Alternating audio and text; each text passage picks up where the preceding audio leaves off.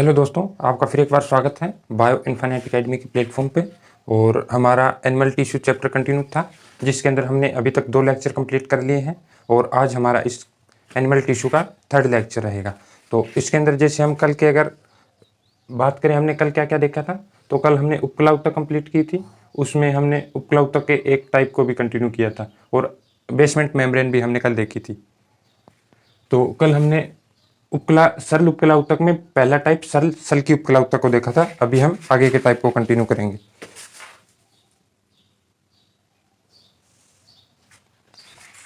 तो अगला टाइप हम आज स्टार्ट करेंगे।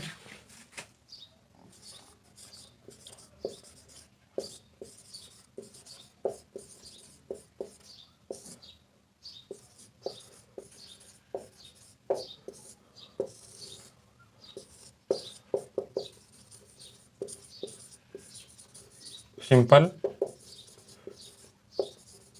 क्यूबॉइडल एपिथेलियम, सरल घनाकार उपकला। इसके अंदर हम देखें तो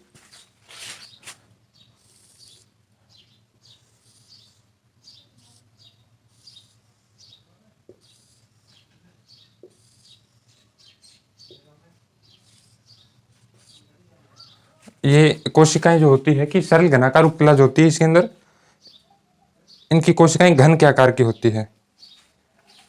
जैसे ये घन के आकार की है और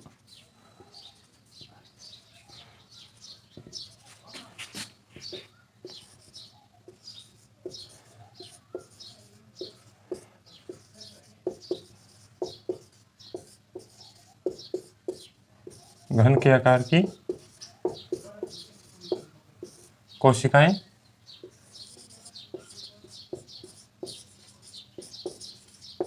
गोल केंद्रक और इसमें गोल केंद्रक होता है और केंद्र में प्रेजेंट होता है। गोल केंद्र और केंद्र के अंदर कोशिका के केंद्र में प्रेजेंट। अगर इसके हम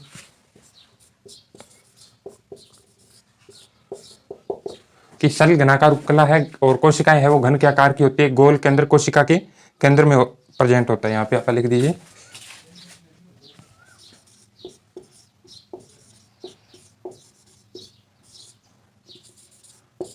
कोशिका के केंद्र में प्रेजेंट। और कार्य की अगर हम बात करें तो इसमें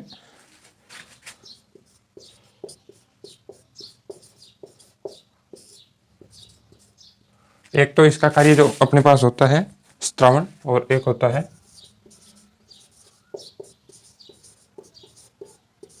अवशोषण, यानी सिक्रीशन और ऑब्जर्वेशन।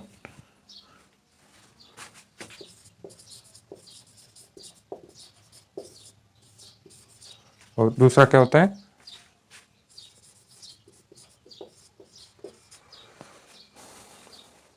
आगे अगर हम इसके कार्य के बाद इसकी देखें स्थिति इसकी कहाँ पे होती है, तो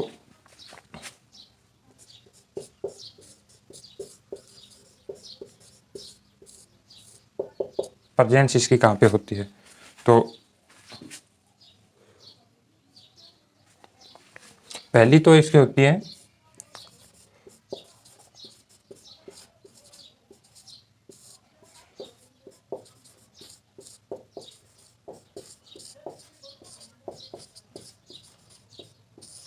थायराइड ग्रंथि की पुटिका, यानी जो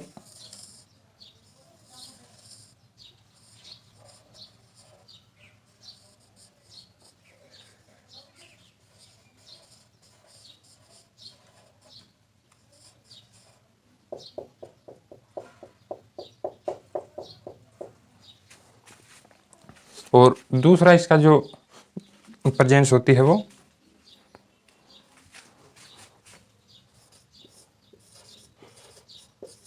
जनद।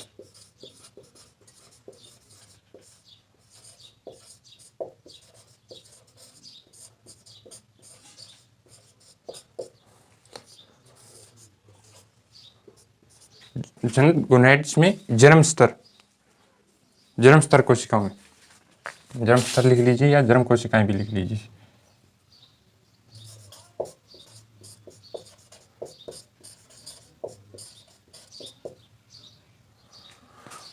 जो जनद यानी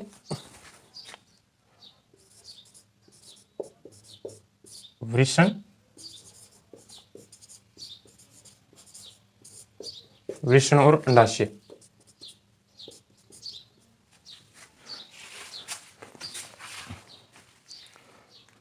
और अगली जो इसकी प्रेजेंस होती है, एक बार ये देख लीजिए कि सरल घनाकार उपकला है, घन के आकार की कोशिकाएं हैं, केंद्रक होता है वो गोल होता है और कोशिका के केंद्र में प्रेजेंट होता है। कार्य इसकी स्त्रावण और अवशोषण है। स्थिति हमने अभी दो देखी है कि थायराइड ग्रंथि की पुटिका में और जनन में जर्म कोशिकाओं में, जैसे वृषण और अंडाशय में। एक बार इसको देखिए, फिर रफ करके आगे इसकी स्थिति देखते हैं।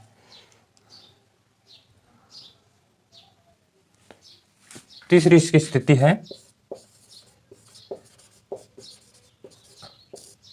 अग्नाशय की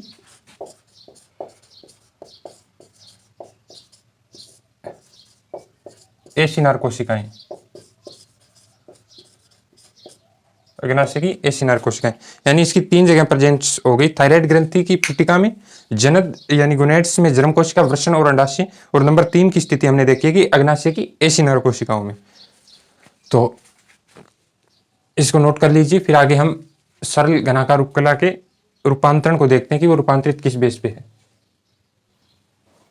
अभी अपने पास है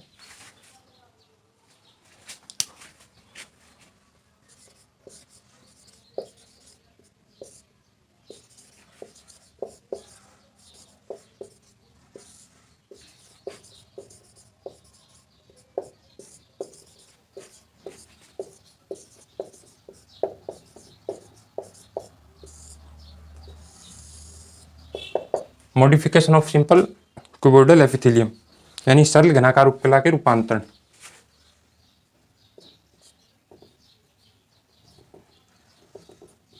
तो इसके रूपांतरण में क्या होता है कि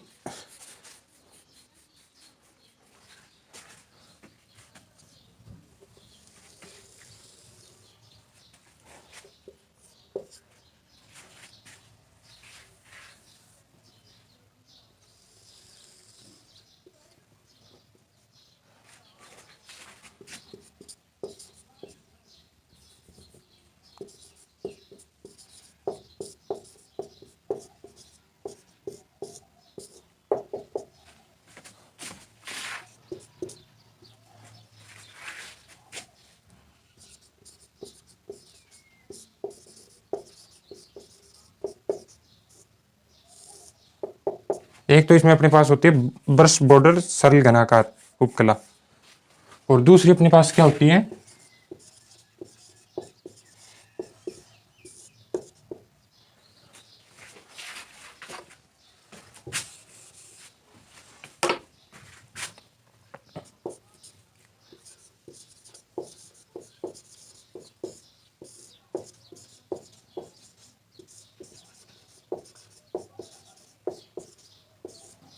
पक्षमापी सरल घनाकार उपकला।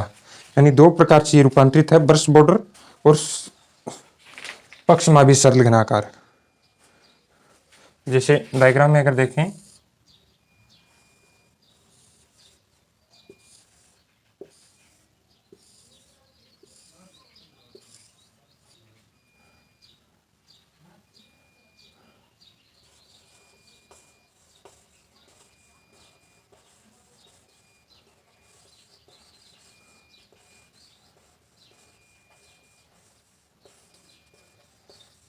जैसे इसमें ब्रश के जैसे ऊपर संरचना इसमें बनी, ब्रश के जो ब्रश वाली संरचना इसके ऊपर बनी हुई होती है।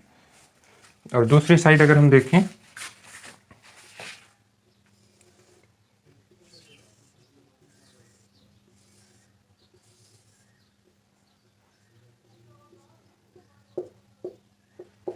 तो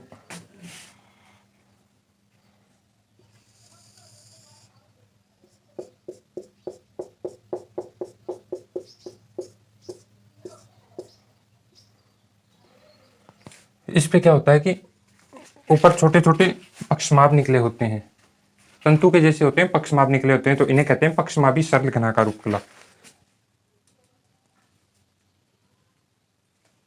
जैसे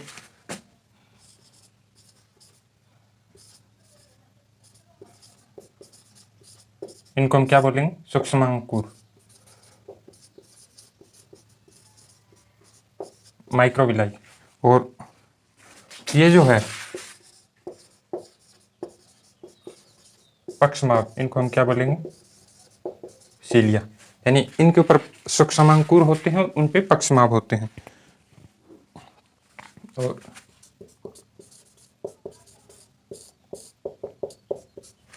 ब्रश बॉर्डर सेल घनाकार, यानी जिनके ऊपर सूक्ष्मांकुर माइक्रोविलाई जैसी संरचना होती है, उनके अगर हम कार्य की बात करें तो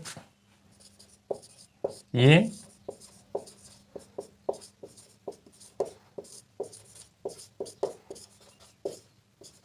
अवशोषण के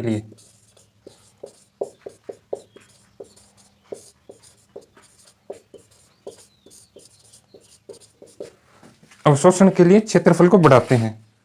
अवशोषण के लिए क्या करते हैं? क्षेत्रफल को बढ़ाते हैं। और इसके अगर हम कार्य की बात करें तो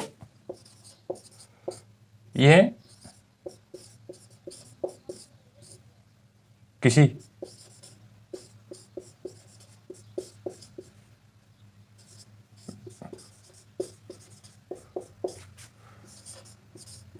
विशिष्ट दिशा में गति करवाता है।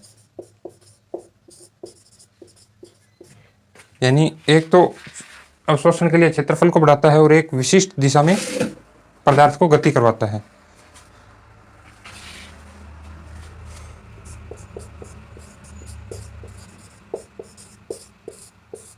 स्थिति की बात करें तो वक्राणु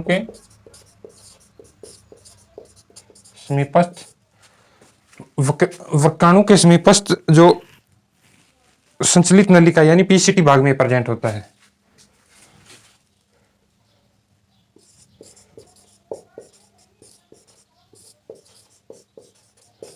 नलिका यानी कि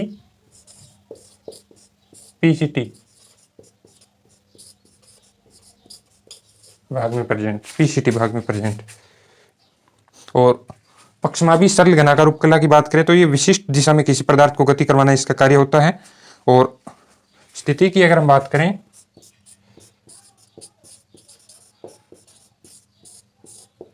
तो ये कहाँ प्रेजेंट होगा?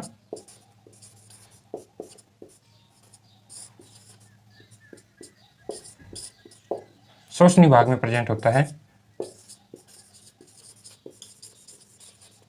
ब्रोंकाई।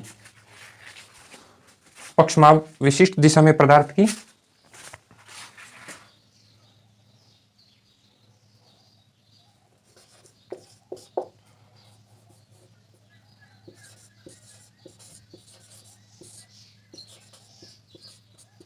पदार्थ को गति करवाता है और स्थिति इसकी शोषणी भाग में होती है, प्रेजेंट ब्रोंकाई में।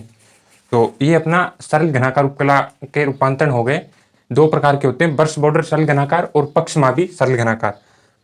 ब्रश बोर्ड में क्या होती है? घनाकार उपकला होती है और इसके ऊपर ब्रश जैसे सूक्ष्मांकुर निकले होते हैं जिनको माइक्रोविलाई बोलते हैं। और ये कार्य, इनका क्या कार्य होता है कि अवशोषण के लिए वो क्षेत्रफल को बढ़ा देते हैं। स्थिति वक्राणु के समीप संलित नलिका यानी पीसीटी भाग में प्रेजेंट होते हैं। और पक्षमाभी सरल घनाकार उपकला की बात करें तो ये घन के जैसे होते हैं लेकिन इनके ऊपर छोटे छोटे दाने जैसे निकले होते हैं जिन्हें हम पक्षमाभ बोलते हैं यानी सीलिया। और ये किसी विशिष्ट दिशा में पदार्थ की गति करवाने में योगदान करते हैं। स्थिति इनकी कहाँ होती है? शोषणी भाग में होती है, ब्रोंकाई में। तो इसको नोट कर लीजिए, फिर आप करते हैं और नई स्लाइड बनाते हैं। तो हमने उपकला के अंदर प्रकारों में सरल उपकला में सरल की उपकला कंप्लीट कर लिया, सरल घनाकार उपकला भी हमने कंप्लीट कर लिया। और अभी हम आगे अपना टॉपिक है सरल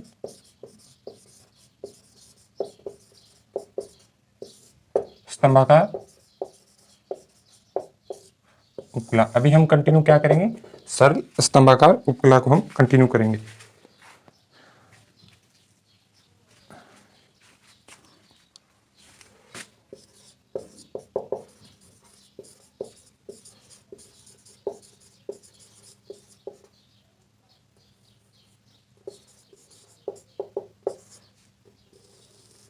सिंपल कोलुमर एपिथेलियम। तो इसमें क्या होता है कि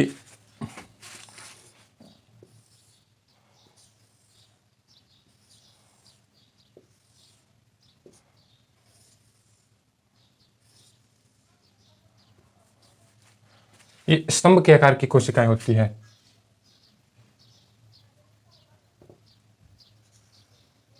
स्तंभ के आकार की कोशिकाएं होती है और इसमें केंद्रक कहाँ होता है?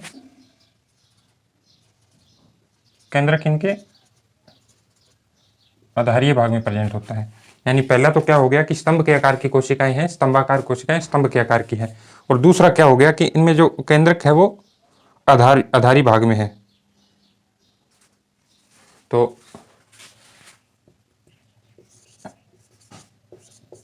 लंबी व पतली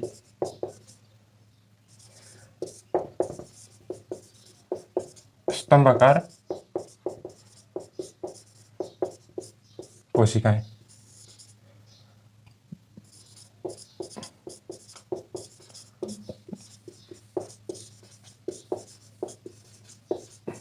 केंद्रक गोल व लंबा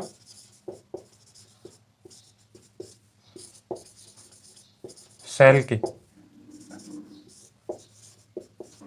आधारीय भाग में प्रेजेंट। यानी लंबी व पतली स्तंभ के आकार की कोशिकाएं हैं, केंद्रक गोल व लंबा है और सेल के कोशिका के आधारीय भाग में प्रेजेंट है। कोशिका के आधारीय भाग में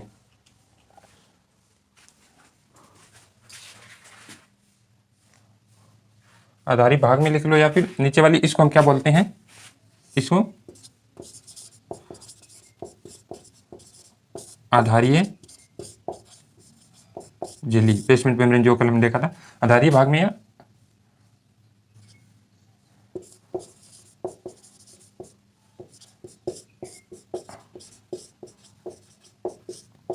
आधारी झिल्ली के पास प्रेजेंट, दोनों ही आप लिख सकते हो। तो ये तो हो गया इसकी संरचना किस प्रकार की होती है, सरल स्तंभाकार उपकला। अभी इसके बात करें हम कार्य की।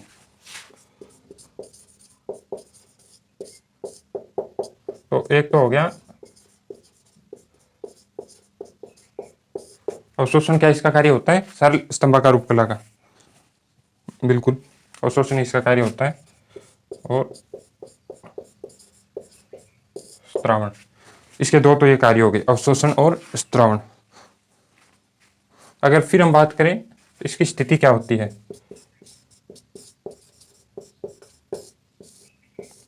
स्थिति की अगर बात करें तो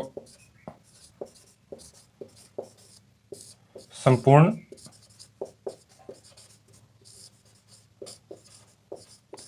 आहारनाल में प्रेजेंट, संपूर्ण आहारनाल, पूरी अपने आहारनाल में प्रेजेंट होती है। तो ये तो इसकी हो गई सरल स्तंभाकार उपकला की संरचना। हमने देख ली कि लंबी और पतली स्तंभ के आकार की कोशिकाएं होती है।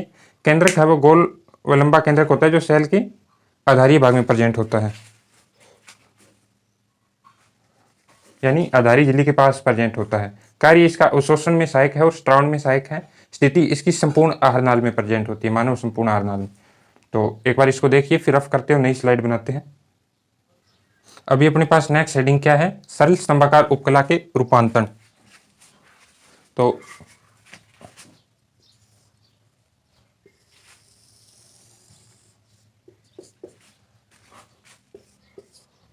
जैसे कि एक तो हम वो पहले वाले जैसे रूपांतरण जैसे हमने घनाकार में देखे थे,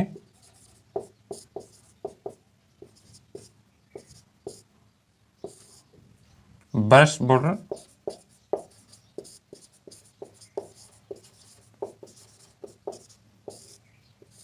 बर्स्ट बॉर्डर सरल स्तंभाकार, और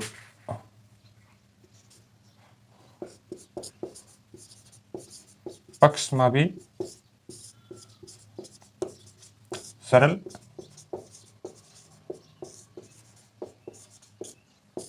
एक तो ब्रश बॉर्डर हो गया और एक पक्षमापी सरल स्तंभाकार हो गया।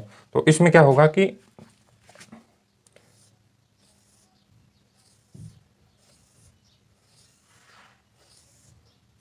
ये हो गई बेसमेंट मेम्ब्रेन से कनेक्ट है सरल स्तंभाकार। केंद्र कहाँ पे होता है? आधारी झिल्ली के पास, आधारीय भाग में। और अगर ब्रश बॉर्डर है तो इसमें क्या होगा,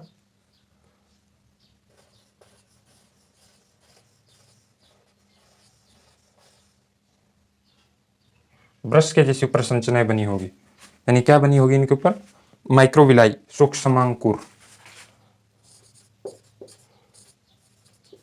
सूक्ष्मांकुर, माइक्रोविलाई। और इधर वाले की साइड अगर हम संरचना की बात करें,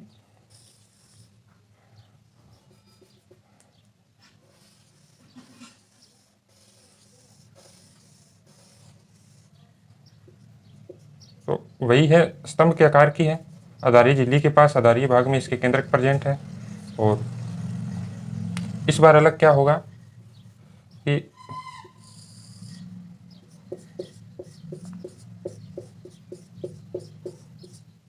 इनके ऊपर तंतु जैसी संरचनाएं निकली होगी, तो इनको हम क्या कहेंगे,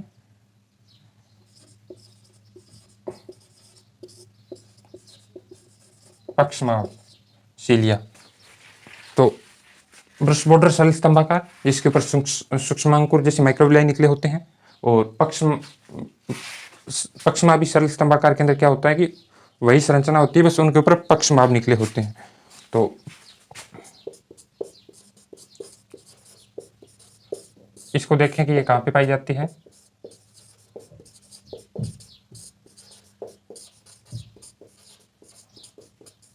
अगर हम बात करें कि ब्रश बॉर्डर सरल स्तंभाकार उपकलाएं कहाँ पाई जाती है, तो ये स्थिति इसकी होती है आहर नाल में, आहर नाल में।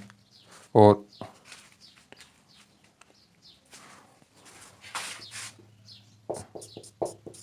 इसकी अगर हम स्थिति की बात करें,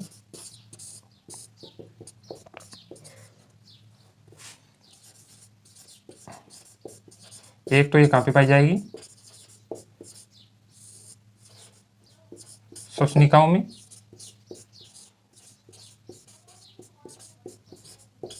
एक ये कहाँ पे पाई जाएगी, फैलोपियन नलिका में, श्वसनिकाओं में और फैलोपियन नलिकाओं में। तो ये देख लीजिए कि सरल स्तंभाकार उपकला के रूपांतरण हमने देखे तो दो प्रकार से रूपांतरित होती है, ब्रश बॉर्डर सरल स्तंभाकार उपकला के रूप में और पक्षमाभी सरल स्तंभाकार उपकला के रूप में। ब्रश बॉर्डर में क्या होता है कि ये स्तंभाकार उपकलाएं होती है, इनका केंद्र आधारी भाग में होता है, बस इनके ऊपर ब्रश की जैसी संरचनाएं निकली होती है जिनको हम सूक्ष्मांकुर माइक्रोविलाई बोलते हैं, और ये स्थिति आहर नाल में ये प्रेजेंट होती है। पक्षमाभी सरल स्तंभाकार उपकला जो होती है उनके ऊपर पक्षमाभ निकले होते हैं जिनको हम सीलिया बोलते हैं, यानी तंतु जैसी संरचनाएं होती है। और इनकी स्थिति कहाँ पे होती है कि श्वसनिकाओं में और फैलोपियन नलिका के अंदर पक्षमाभी सरल स्तंभाकार उपकलाएं पाई जाती है। तो आप एक बार इसको देख लीजिए, नोट कर लीजिए, फिर रफ करते हैं और एक नई स्लाइड तैयार करते हैं। और जैसे कि हमने उपकला उत्तक में 4 प्रकार पढ़े थे, सल्की, स्तंभाकार, घनाकार और एक था अपने पास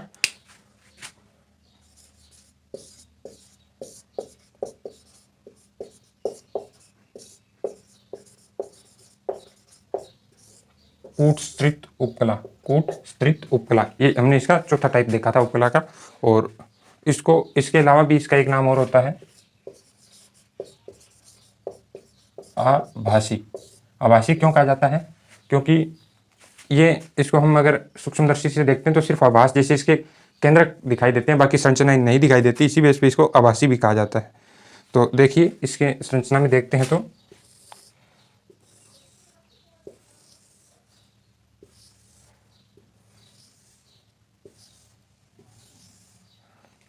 ये इसकी इस प्रकार की इसकी संरचनाएं होती है। और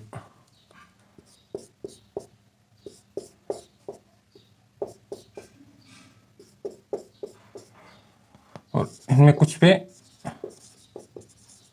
पक्षमाप भी होते हैं, और इनका जो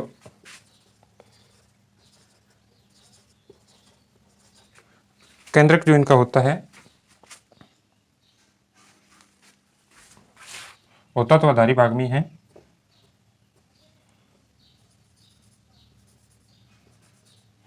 लेकिन ऐसे लंबा और थोड़ा पतला बना होता है, लंबा और पतला बना होता है। और आकृति कैसी होती है, सरल स्तंभाकार उपकला, लेकिन आकार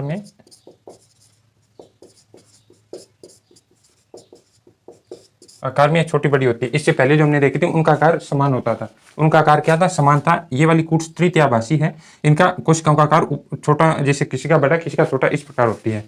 और इन पे पक्षमाप भी होते हैं। और अगर हम एक बार इसको आप देखिए, नोट कर लीजिए, फिर नई स्लाइड तैयार करते हैं। और एक इसमें क्या होता है कि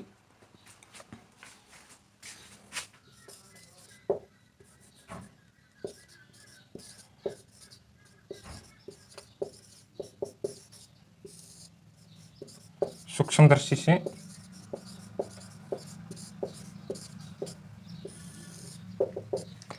क्या होता है कि इसको जब हम माइक्रोस्कोप से देखते हैं तो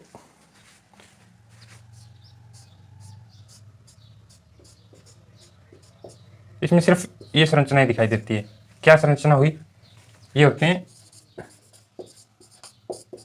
केंद्रक।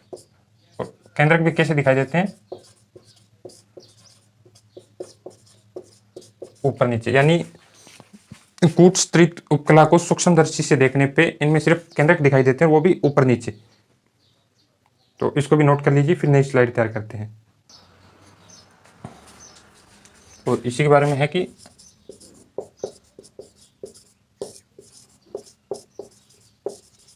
ये जो कूटस्त्रीत उपकला है, आभासी उपकला,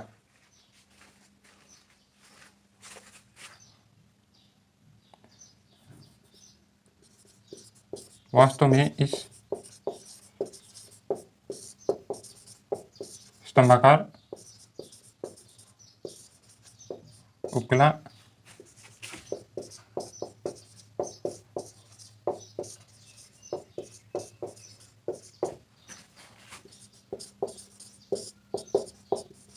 कोशिकाओं के एक स्तर से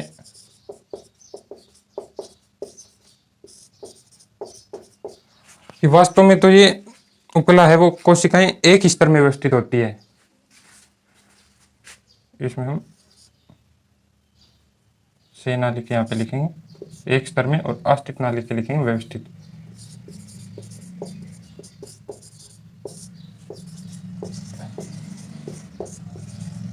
लेकिन इसमें क्या होता है कि वास्तव में तो एक स्तर में व्यवस्थित होती है, लेकिन भिन्न विभिन्न आकार की, जैसे छोटी बड़ी इसमें कोशिकाएं होती हैं, तो भिन्न भिन्न आकार की स्तंभाकार कोशिकाएं होने के कारण से माइक्रोस्कोप से जब हम इसको देखते हैं तो इसमें केंद्रक की स्थिति अलग अलग दिखती है। तो इसलिए विभिन्न विभिन्न स्तरों की अपने को लगती है, जैसे कि इसमें काफी स्तर है, तो इसलिए इसको आभासी कहते हैं। तो जो भी मैंने पढ़ा था भैया आप एक बार नोट के रूप में भी लिख लीजिए कि वास्तव में स्तंभाकार उपकला कोशिकाओं के एक स्तर में व्यवस्थित होती है। वास्तव में तो एक स्तर होता है, लेकिन विभिन्न आकार की इसमें जो कोशिकाएं हैं वो कोई छोटी कोई बड़ी भिन्न आकार की है।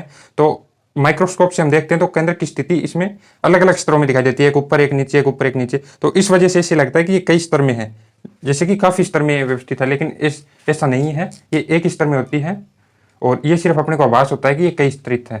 तो इसी बेस पे इसको आभासी उपकला भी कहते हैं, कूटस्त्रीत उपकला और आभासी उपकला। और इसकी अगर हम बात करें स्थिति, ये कहाँ पे प्रेजेंट होती है, तो ये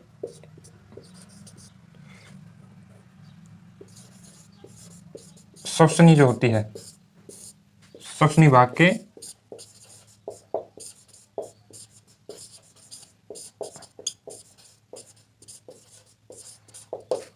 श्वसनी के आंतरिक स्तर में ये प्रेजेंट होती है।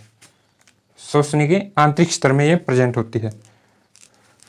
तो ये अपना सरल उपकला का चौथा टाइप था। सरल, सल्की, घनाकार और स्तंभाकार हमने कंप्लीट कर लिया। उसके बाद ये चौथा टाइप था कि कूटस्त्रीत उपकला, यानी जिसको आभासी उपकला भी कहते हैं। और ये वास्तव में एक स्तरित होती है, लेकिन इसमें जो कोशिकाएं हैं वो कोई छोटी कोई बड़ी आकार की होती है। और उसी वजह से जब हम इसको माइक्रोस्कोप में देखते हैं तो कुछ केंद्र के ऊपर कुछ नीचे दिखाई देते हैं और अपने को ऐसा लगता है ये काफी स्तर में है, लेकिन वास्तव में एक स्तरित होती है। इसकी अगर हम स्थिति की बात करें तो श्वसनी के आंतरिक स्तर में पाई जाती है।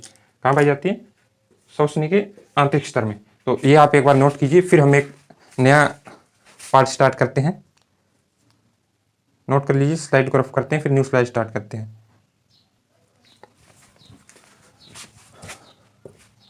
तो देखिए कि सरल उपकला हमने कंप्लीट कर ली है और अभी अपने पास अगला टॉपिक आता है कि संयुक्त उपकला को हम स्टार्ट करें। तो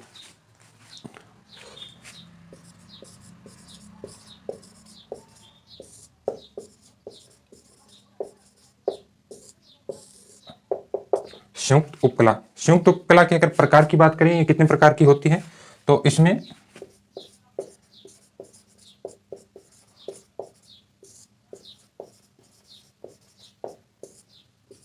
एक टाइप तो अपने पास क्या होता है, संक्रमित उपकला, और दूसरा टाइप क्या होता है,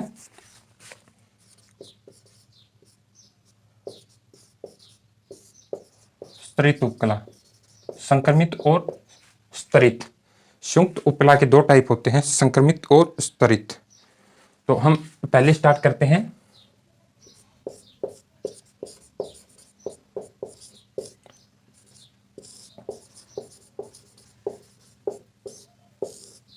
संक्रमित उपकला को। संक्रमित उपकला का क्या होता है कि इसको हम एक तो बोलेंगे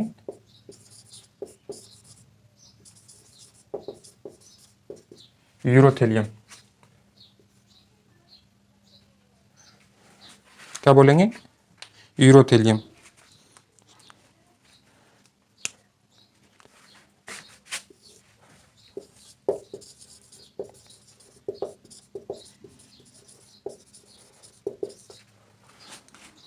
ट्रांजिशनल एपिथेलियम और यूरोथेलियम। तो इसमें एक तो क्या होता है कि बेसमेंट मेम्ब्रेन यानी आधारी झिल्ली एब्सेंट हो जाए। कल जो हमने पढ़ा था बेसमेंट मेम्ब्रेन बेसमेंट लेमिला और फाइब्रस लेमिला से जो मिलके बनती है, फाइब्रस लेमिला और बेसमेंट लेमिला, इसको हम क्या कहते हैं, बेसमेंट मेम्ब्रेन। कल तो हमने पढ़ा था कि जैसे ऊपर उपकला और नीचे सियोंजी, वो वाले में था, लेकिन बेसमेंट मेम्ब्रेन जो इसके अंदर होती है वो एब्सेंट होती है। बेसमेंट मेम्ब्रेन क्या होती है, एब्सेंट होती है। तो इसकी फिर संरचना, जैसे अगर बेसमेंट मेम्ब्रेन इसमें एब्सेंट है तो इसकी संरचना कैसे बनेगी, तो संरचना कुछ ऐसी होती है,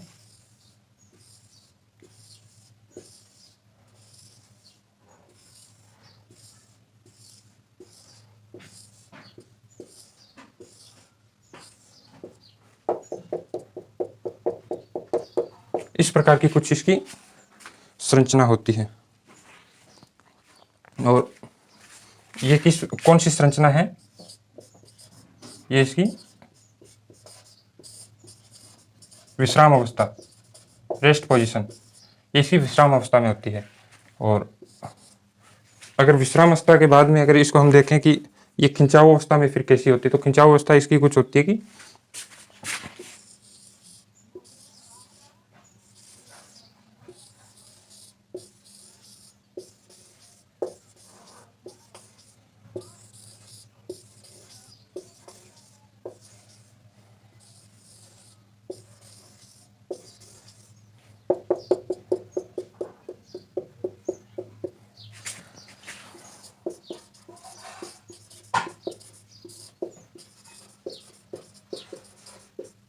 खिंचाव अवस्था एक्टिव पोजीशन। जैसे ये खिंचाव के बाद एक्टिव हो जाती है, तो ये क्या होता है कि जिस प्रकार पहले ऐसे थी फिर ये ऐसे खिंचाव में आ जाती है, यानी क्या हो जाता है,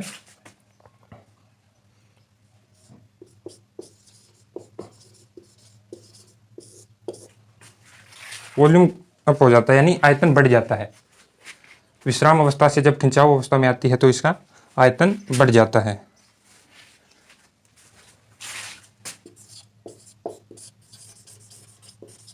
इसको क्या बोलेंगे, स्ट्रेच फेज, और इसको क्या बोलेंगे, रेस्ट फेज। आयतन बढ़ जाता है। और अगर इसकी स्थिति की बात करें कि संयुक्त उपकला के अंदर संक्रमित जो उपकला है यूरोथेलियम, वो कहाँ पे प्रेजेंट होती है, यानी स्थिति कहाँ पे होती है,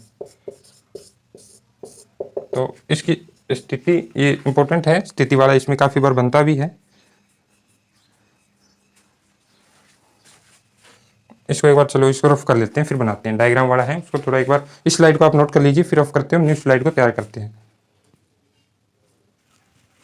और ये अपनी संक्रमित उपकला कहाँ पे प्रेजेंट होती है, मूत्र मार्ग में।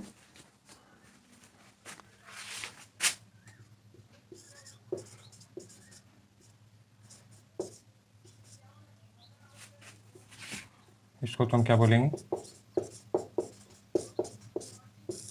वर्कस्पेस।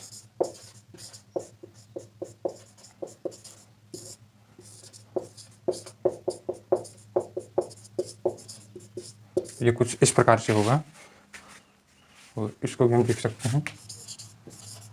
तो ये मूत्र मार्ग, तो इसकी प्रेजेंस यहाँ पे होती है। ये दोनों ही मूत्र वाहिनी है। डायग्राम तो कुछ ऐसा ही बना है, लेकिन देख लीजिए आप, इसमें इसकी संक्रमित उपकला की प्रेजेंस यहाँ पे होती है। और इसके बाद में संक्रमित उपकला के बाद में इसका दूसरा टाइप आता है संक्रमित उपकला ट्रांजिशनल एपिथेलियम के बाद में इसका दूसरा टाइप आता है स्तरित उपकला, जिसको हम कल की क्लास में कंटिन्यू करेंगे। आज की क्लास में बस इतना ही हम करेंगे। जैसे कि हमने उपकला ऊतक के प्रकार में हमने स्तंभाकार, घनाकार और उसके बाद में हमने संयुक्त उपकला स्टार्ट करके संक्रमित उपकला को हमने स्टार्ट कर लिया है। तो आज की क्लास में बस इतना ही। कल की क्लास में हम इसको आगे कंटिन्यू करेंगे और स्तरित उपकला को भी हम कंटिन्यू करेंगे। कल की क्लास की डीपीपी और आज की क्लास की डीपीपी आपको टेलीग्राम चैनल पे मिल जाएगी विद सॉल्यूशन। और अगर आप इसी क्लास में नए थे तो पीछे की 2 क्लासें हो चुकी है, आप उसको भी जाके देखिएगा और नोट्स भी बनाइएगा, नोट भी कीजिएगा। नोट्स के बाद एनसीईआरटी रीडिंग और क्वेश्चन प्रैक्टिस भी कीजिएगा। और उम्मीद है कि क्लास से हम पहले क्लास से डेली कुछ नया कर रहे हैं, डेली कुछ अच्छा करने के प्रयास कर रहे हैं और जैसे जैसे धीरे धीरे आगे बढ़ेंगे बहुत अच्छा करने का हम प्रयास करेंगे और अच्छा करेंगे भी। तो आप भी अच्छे से तैयारी कीजिएगा और इसको तैयार कर लीजिएगा। हमने आज संयुक्त उपकला के पहले टाइप संक्रमित उपकला तक को कंप्लीट कर लिया है और इसके नोट्स भी आपको टेलीग्राम पे मिल जाएंगे। अगर आपने टेलीग्राम चैनल ज्वाइन नहीं किया तो वो ज्वाइन कीजिएगा और चैनल पे नए थे यूट्यूब पे तो इसको भी सब्सक्राइब कीजिएगा, दोस्तों के साथ भी शेयर कीजिएगा और बेल आइकन को भी दबा दीजिएगा ताकि क्लास आती है आपको नोटिफिकेशन मिल जाए। तो धन्यवाद, मिलते हैं नेक्स्ट क्लास में।